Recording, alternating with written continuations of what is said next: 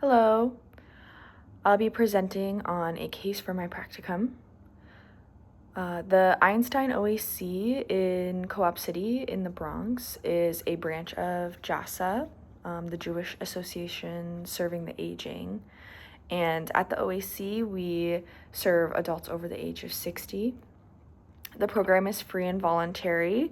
None of the members are mandated. Most of the older adults who do participate in our services live independently, either alone or with family. Some receive home health aid services. Most of the members are Black or Latin, with some white members as well. Many of the members rely on social welfare, while others own their own apartments and have a middle class standing. The OAC functions as a community center. We serve a low-cost lunch each day and offer free activities on a weekly schedule, such as exercise, self-care, art, and discussion groups. And we also offer case management and mental health counseling with social work professionals. So that's where I come in. In my role as the social work intern, I organize and lead a grief support group, offer one-on-one meetings, and provide limited case management and benefits assistance. I also participate in the lunch hour each day in order to serve, but also to build rapport with members. I'm supervised on a daily basis by the Einstein OAC's program director, and I also complete my supervisory meetings with an offsite social worker who is the intern coordinator for JASA. In terms of the situation that I'd like to present today, the client is a man named Julian. He's a 67-year-old white person. He's Jewish. He's lived in the Bronx his entire life. Julian is diagnosed with obsessive compulsive disorder, and he does see a psychiatrist and a psychotherapist long-term. In February of 2026, Julian lost his mother to cancer, and he's coping with the grief of that loss. So until 3 months before her death, when his mother was moved to a nursing home, Jay and his mom shared an apartment in Co-op City where they had lived since he was a child. And so now Julian is living alone for the first time. He's experiencing a very intense sense of loneliness and a lot of difficulty readjusting to life after this great loss. I chose this situation because of the applicability of some of the theoretical frameworks we've studied in our classes, including the Liberation Health Framework. This case in particular has presented some learning challenges for me in my own practice, and reflecting on them helps me build a stronger framework for future practice, or that's my hope. I've also encountered a particularly complex dynamic of transference and countertransference with this client, and I'd like to explore that a little more in my presentation. Some important context for this case includes that Julian's mother took care of the household in terms of cooking, cleaning, and arranging for the bills to be paid. So there's a big adjustment in terms of labor there for Julian to take on.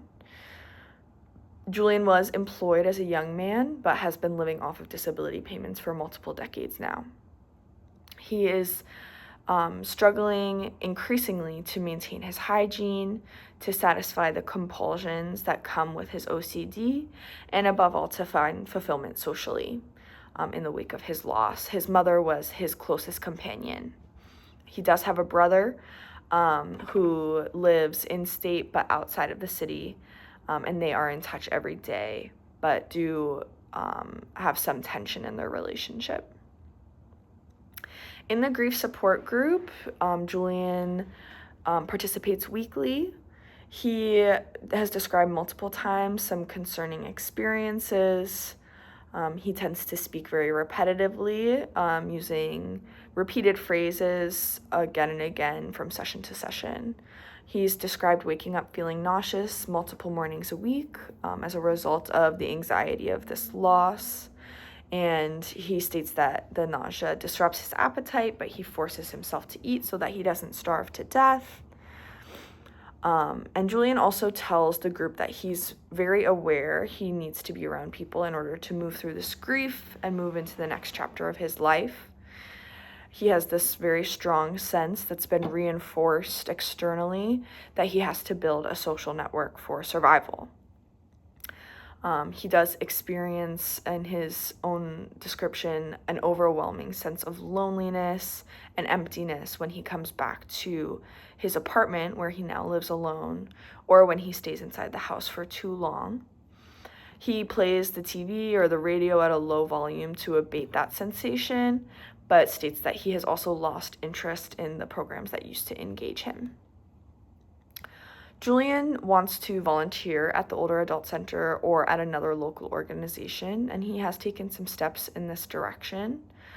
But he's been discouraged by the lack of returned outreach from both institutions after he expresses interest, which I believe has to do just with the bureaucracy of it all. So in this case, I feel somewhat stuck in struggling with enforcing boundaries, such as only talking during scheduled times, which is an agreement that my supervisor and I made. And I believe this is a result of my own countertransference. I recently lost an uncle close to Julian's age who suffered from schizophrenia and some related health issues. I have been out of my depth in that situation, and I was never able to help my uncle as much as I would like to.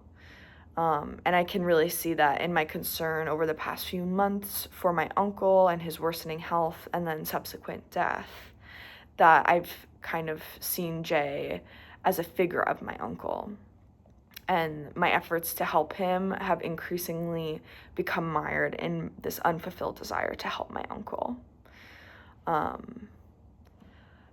For the next piece, Julian has expressed notions of suicidal ideation to me. And then I included my supervisor in the conversation, and he backtracked somewhat, but did express the same concerns to her. And something I struggle with is a feeling of paralysis or not knowing how to proceed when I hear the possibility that he could kill himself, despite my director and the social worker, the mental health counselor at the OAC, having evaluated and decided that at this point in time there is not a significant risk of him committing suicide. And then for a third piece that I'm struggling with, I want to find a way to communicate more with Julian about the way that his OCD compounds this experience of loneliness in terms of heightening his anxiety, increasing his difficulty with maintaining hygienic practices, compounding the trouble of presenting himself in social interactions, and also impacting his financial status as someone who can't sustain gainful employment.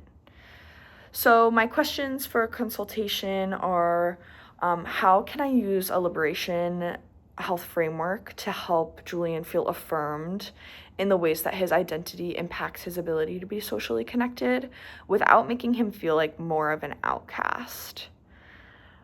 And secondly, how can I help Julian navigate the difficulty of my own termination, knowing that the grief group that I lead has become a space he relies on heavily, along with our individual sessions?